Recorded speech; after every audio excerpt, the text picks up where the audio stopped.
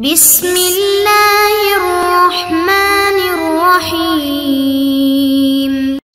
نحمده ونصلي على رسوله الكریم اما بعد بسم اللہ الرحمن الرحیم۔ عزیز طلبہ، آج ہم شرح جامع بحث التوابع کا سبق نمبر 30 شروع کر رہے ہیں۔ اس سبق میں ہم سب سے پہلے آج کے سبق سے متعلق عبارت کو پڑھیں گے، اس کے بعد سبق کا خلاصہ اور اس کے بعد ترجمہ اور مختصر تشریح ہم پڑھیں گے۔ عزیز طلبہ، تو سب سے پہلے عبارت پر توجہ فرمائیے۔ فهذا وإن كان بحسب الظاهر جائزا لكنه لم يجوز عند الجمهور بحسب الحقيقة لأن الحرف الواحد لم يقو أن يقوم مقام عاملين مختلفين خلافا للفراء رحمه الله تعالى، فإنه يجوز هذا العطف بحسب الحقيقة كما جاز بحسب الصورة،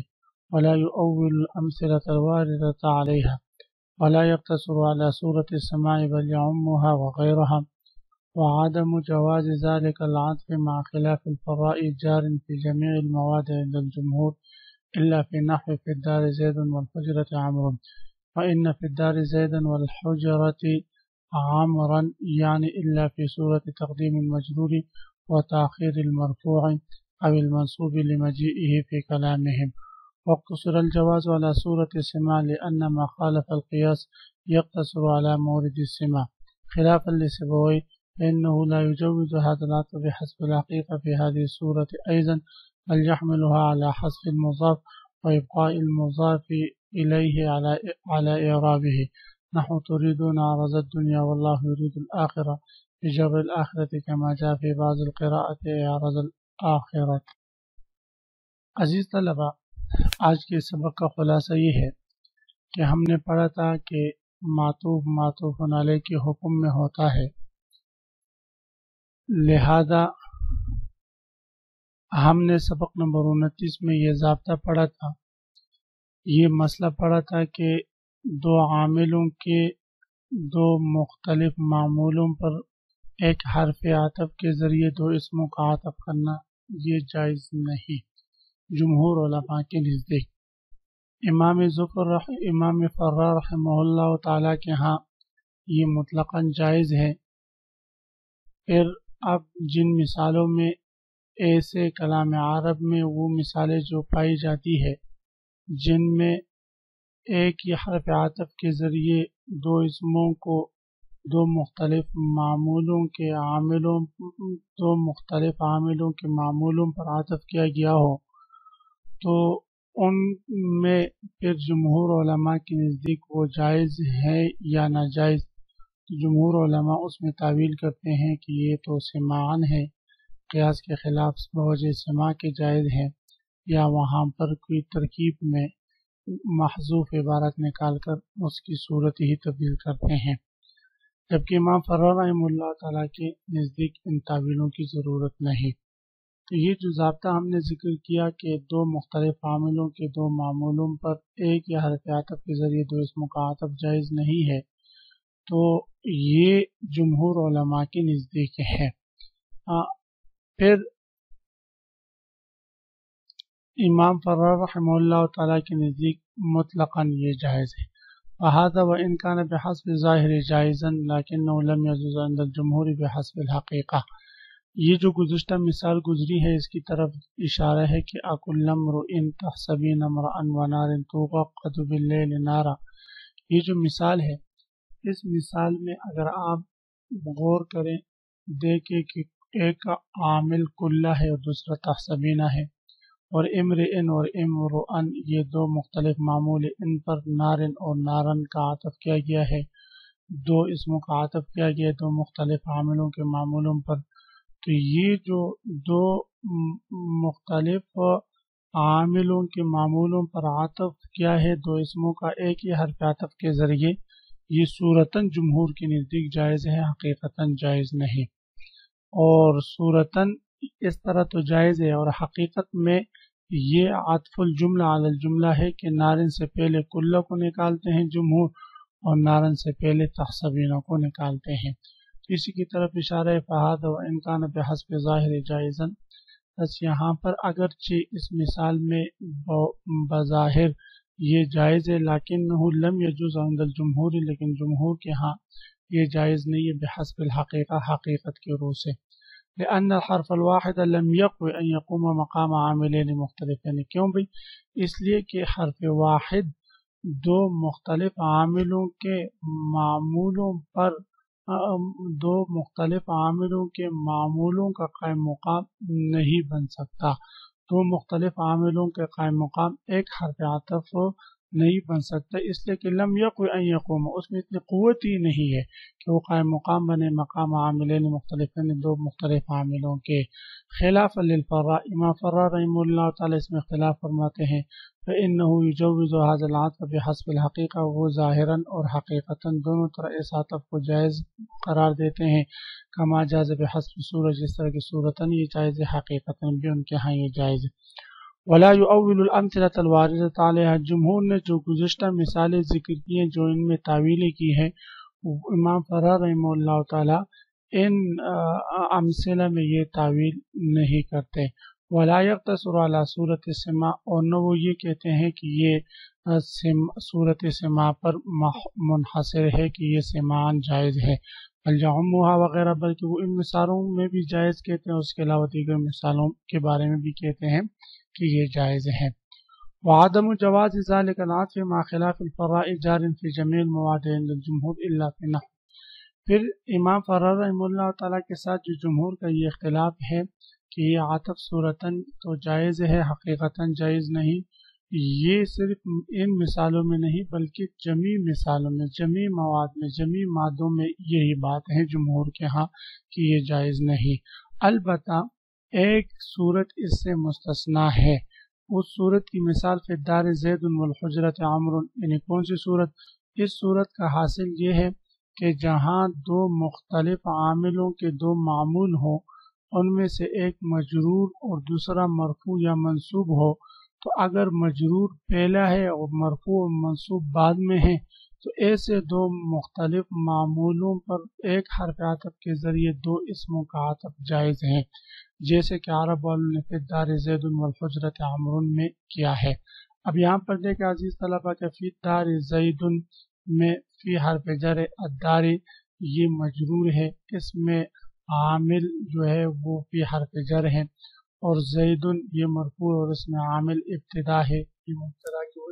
مبتدا ابتدا یا عامل معنوی ہے۔ بہرحال تو یہ دو مختلف عاملوں کی یہ دو معمول جمع ہوئے ہیں، دار اور زید، پہلا مجرور ہے دوسرا مرفوع ہے، تو اب اس پر دو اسموں کا عطف کرنا ایک حرف عطف کے ذریعے والحجرۃ عمرو یہ جائز ہے۔ اسی طرح اگر پہلا مجرور دوسرا منصوب ہو، جیسے ان فی الدار زیدا والحجرۃ عمرا، تو اب یہاں پر دیکھیں فی الدار میں دار کا عامل فی ہے اور زیدن کا عامل ان ہے، تو اب ان دو معمول مختلف عاملوں کے دو معمولوں پر دو اسموں کو ایک حرف عطف کے ذریعے عطف کرنا یہ جائز ہے۔ یعنی جمہور کے ہاں جن مثالوں میں دو مختلف عاملوں کے معمول جمع ہوں اور ان میں سے پہلا معمول مجرور ہو تو پھر ایک حرف عطف کے ذریعے دو اسموں کا ان پر عطف کرنا جائز ہوگا، لیکن اگر مجرور کے مقابلے میں مرفوع یا منصوب مقدم ہوں گے تو پھر فرماتے پھر یہ عطف جائز نہیں ہوگا۔ تو فرماتے وعدم جواز ذالک العطف، اس عطف کا عدم جواز مع خلاف الفراء، امام فراء رحمہ اللہ تعالیٰ کے اختلاف کے ساتھ، جار فی جمیع المواد، جملہ مثالوں میں یہ جاری ہے، عند الجمہور، جمہور کے ہاں، الا فی نحو فی الدار زید والحجرۃ عمرو، فی الدار زید والحجرۃ عمرو جیسی مثالیں اس سے مستثنا ہے، وان فی الدار زید والحجرۃ عمرا جیسی مثالیں، یعنی پہلے میں مرفوع پر مجرور مقدم ہے، دوسرے میں منصوب پر مجرور مقدم ہے، یعنی الا فی صورت تقدیم المجرور، مگر مجرور کے مقدم ہونے کی صورت میں، اور تاخیر المرفوع، مرفوع کے مؤخر ہونے کی صورت میں، اور المنصوب یا منصوب کے مؤخر ہونے کی صورت میں یہ جائز ہے۔ کیوں بھئی؟ لمجیئہ فی کلام، اس لیے کہ اس جیسی مثالیں کلام عرب میں ملتی ہیں، اور یہ بوجہ سما کے جائز ہے۔ وقت سر الجواز والا صورت سما، تو جمہور نے اس کے جواز کو سما والی صورت پر منحصر کر دیا، لأنما خالف القیاس یقتصر علی مورد السما، اس لیے کہ جو قیاس اور ضابطے اور قاعدے کے خلاف ہو، یقتصر علی مورد السما، تو اس کو اپنے مورد پر منحصر رکھا جائے گا، یعنی وہ خلاف قیاس ضابطہ، خلاف قیاس جزیہ اپنے مورد کے ساتھ منحصر ہوتا ہے، اس سے آگے متعدی نہیں ہوتا۔ خلاف للسبوی، امام سبوی رحمہ اللہ تعالی فرماتے ہیں کہ یہ جو مثال ہے فی الدار زید والحجرۃ عمرو، یہ بھی جائز نہیں ہے۔ یعنی جمہور نے تو اگر مجرور مرفوع یا منصوب پر مقدم ہو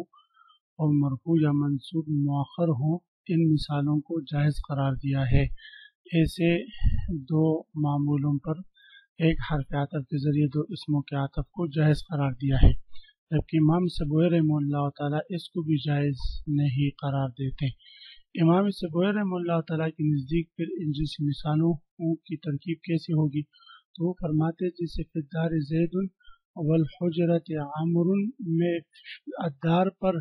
فی داخل ہے، ایسی ہی الحجرت پر بھی فی داخل ہے۔ اسی طرح دوسری مثال میں بھی الحجرت پر فی داخل ہے،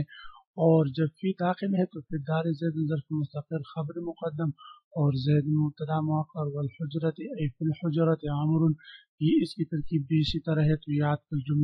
الجملہ کے قبیل سے ہے۔ مصنف علیہ رحمہ فرما رہے خلاف للسبوی، امام سبوی رحمہ اللہ تعالیٰ کا اس میں اختلاف ہے، فإنه لا يجوز هذا العطف بحسب الحقیقة في هذه الصورة۔ اذن امام سبوی رحمہ اللہ تعالیٰ ان جیسی مثالوں میں بھی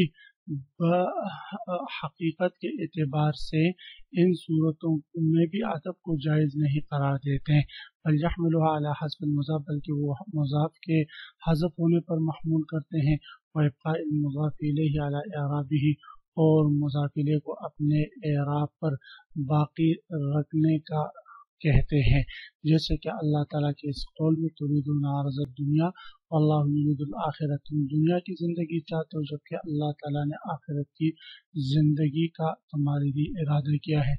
اب یہاں پر واللہ یرید عرض الآخرہ ہے، اصل میں امام سبوی رحمہ اللہ تعالیٰ کے ہاں یعنی آخرت کے مجرور کے ساتھ، اس طرح کے بعض جو ہے قراتوں میں یہاں پر یریدو کے بعد عرضہ کا لفظ بھی مذکور ہے، تو فرماتے ہیں تريدون عرض الدنیا واللہ یرید الآخرہ، تو بجر الآخرت، آخرت کے جر کے ساتھ، کما جاء فی بعض القرات، جس طرح کے بعض قراتوں میں اسی طرح آیا ہے، اے عرض الآخرہ، یعنی آخرت کی زندگی اور آخرت کا سامان اللہ تعالیٰ نے تمہارے لیے رکھا ہے۔ عزیز طلبہ، اسی کے ساتھ آج کے سبق کا اختتام ہوا چاہتا ہے۔ آج کے سبق کا خلاصہ یہ ہوا کہ ہم نے ضابطہ پڑھا کہ دو مختلف عاملوں کے دو معمولوں پر ایک حرف عطف کے ذریعے دو اسموں کا عطف یہ جائز نہیں ہے۔ تو ہم نے دو مختلف عاملوں کی قید لگائی، اگر ایک عامل ہوں یا دو عامل ہیں صورتاً لیکن حقیقتاً وہ ایک ہی عامل ہو، جیسے ضرب زید عامرا و عامر زیدن، تو یہ چونکہ معنی ایک ہی عامل ہے، لہذا اس ایک عامل کے دو معمولوں پر ایک حرف عطف کے ذریعے دو اسموں کا عطف جائز ہوا کرتا ہے، اور دو مختلف عاملوں کے دو معمولوں پر ایک حرف عطف کے ذریعے دو اسموں کا عطف جائز نہیں ہے۔ جمہور کے ہاں صورتاً تو جائز ہے، حقیقتاً جائز نہیں، امام فرار رحمہ اللہ تعالیٰ کے ہاں مطلقاً جائز ہے، امام سبوی رحمہ اللہ تعالیٰ کے ہاں جمہور کے ہاں پھر ایک مثال میں جائز ہے، فی الدار زید والحجرۃ عمرو کے مجرور مقدم و مرفوع یا منصوب مؤخر ہو، جبکہ امام سبوی رحمہ اللہ تعالیٰ کے ہاں اس صورت میں بھی یہ حقیقتاً جائز نہیں۔ آپ حضرات اس کو خوب غور سے سنیں سمجھیں۔ اور آخر میں ایک سوال ہے کہ فی الدار زید والحجرۃ عمرو کی ترکیب امام فرار رحمہ اللہ تعالیٰ کے نزدیک کیسے ہوگی، اور امام سبوی رحمہ اللہ تعالیٰ کے نزدیک اس کی ترکیب ہم کیسے کریں گے۔ آپ حضرات اس کی ترکیب اگلے سبق کو سننے سے پہلے حل کر کے آئیں۔ اسی کے ساتھ آج کے سبق کا اختتام ہوا۔ اللہ تعالیٰ ہم سب کا حامی و ناصر ہو، آمین۔ وآخر دعوانا الحمدللہ رب العالمین۔